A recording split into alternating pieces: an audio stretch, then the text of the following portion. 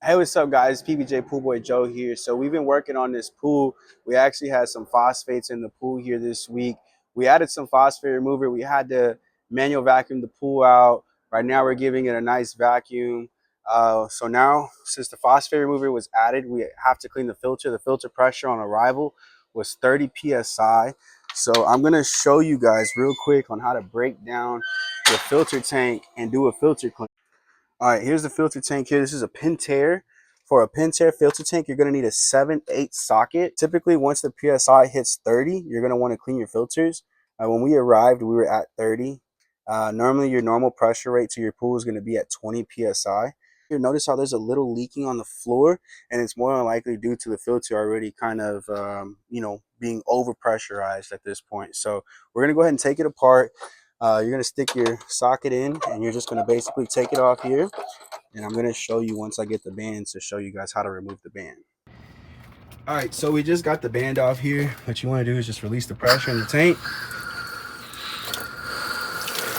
So just going to let the water drain out real quick. Just to kind of release some pressure out of here.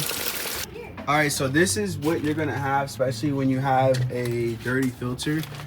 This is basically after everything that we've done, everything we filtered, whenever we vacuumed all of the sediment in the pool, we vacuumed it to waste no matter what. So this right here is basically just whatever the filter caught, whatever it was able to, clean up. As you can see, it's just basically sludge, but it's also, DE mixed with dead algae. So once we clean all this up here, I'll show you guys, and we'll basically put it all back together.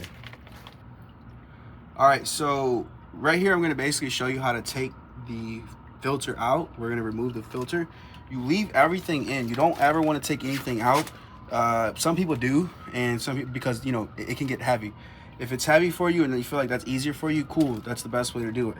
However, the way I like to do it is take everything out all at once. Notice how it wasn't heavy at all. You just take it out here. We're gonna bring it out, set it down right here. And so now what you do is you take off these wing nuts. And once you take off the wing nuts, you will then pull this off, which is gonna be your top manifold. And you're gonna check. You always wanna make sure and check your top manifold whenever you do a filter clean to make sure there's no cracks, there's no holes. And right now we look good. This is just normal wear and tear, it's old. But other than that, there's no cracks, there's no holes, so this is good. We can put this to the side. Next, what we'll do is we'll start inspecting each grid. You make sure each grid, just by looking at the grids, you can tell they're new. But you will inspect each grid and make sure each grid does not have any holes, tears, rips, anything like that. Especially like the ribs, I like to call them ribs on right here. When the ribs get cracked, it can kind of basically lead to filtration issues, but it's kind of like a opinion thing. Some people like to change it, some people don't. They just say, hey, it's good, leave it alone. All right, so whenever you clean your filters, you always want to make sure you put them upside down. And the reason being is because they do hold water. So if I keep it like this, basically there's gonna be water sitting inside here. I don't want to get dirty, but basically there's gonna be water sitting inside here. So what you want to do basically is you're gonna clean down your filters. You kind of want a nice pressurized nozzle here that you can get at your pool store. And you're just basically gonna clean them down like this. And once you clean them down, like how I told you, you're gonna want to inspect and look for any cracks or anything like that. Which, like I said, these are new, so that's not something you have to worry about. But you get the idea of how white they can get. All right, so we're back. Filters are clean, as you can see. Full set of clean filters here. You want to start with your small one. Come close. Take a look here how this says small grid. That's only because it's a Pentair. It's only because it's a Pentair. However, Jandy's and Hayward's won't give you the small grid detail here. So you kind of just have to play it by eye.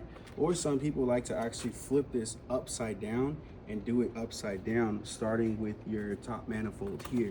So once you do that, you kind of just follow the pattern, literally like a puzzle. It's so easy. You just put it all back together. And Once we're done, I will show you when we put on the manifold. All right, so now we're back. We're gonna put our top manifold back on now. So what you like to do, and the easiest way that I do it, this side always is what water is flowing through. Anytime some people are like, hey, which way does this go? Anytime you always put your filter back together, this open part right here, always use this part as your starting point, I guess. And at that point, you're just like, okay, this goes here. And then you're like, all right, well, there goes one here. Well, it must go just like so. So you put it in just like that. And now all you gotta do is you just start connecting the grids. You see how this one says short element here? That's your short element. That's the one we had just spoke about. So now you go ahead and connect the dots on your grid. And once you get everything aligned, they literally just fall into place. It's so easy, just like that. And then all you do now is you put your wing nuts back on.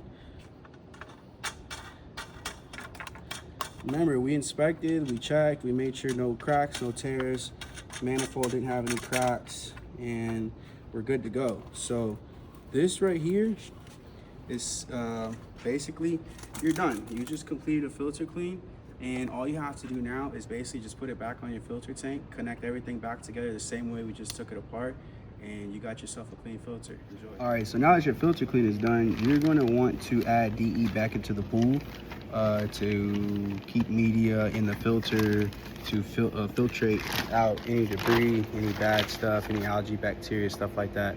So filter's clean, here's the pool, here's your DE, diatomaceous earth. You can get it at Leslie's, you can get it at the pool store, anywhere that you have a pool store. And you're gonna add any scoops that basically goes to your square foot size. So if you're at 60, you should be adding 6 to 7 pounds of DE. If you're at 48, you should be adding anywhere from 4 to 5 pounds of DE. Go to Google, check Google, and Google will tell you everything of how many pounds you need to be adding to your pool, to your filter, to your system. Later.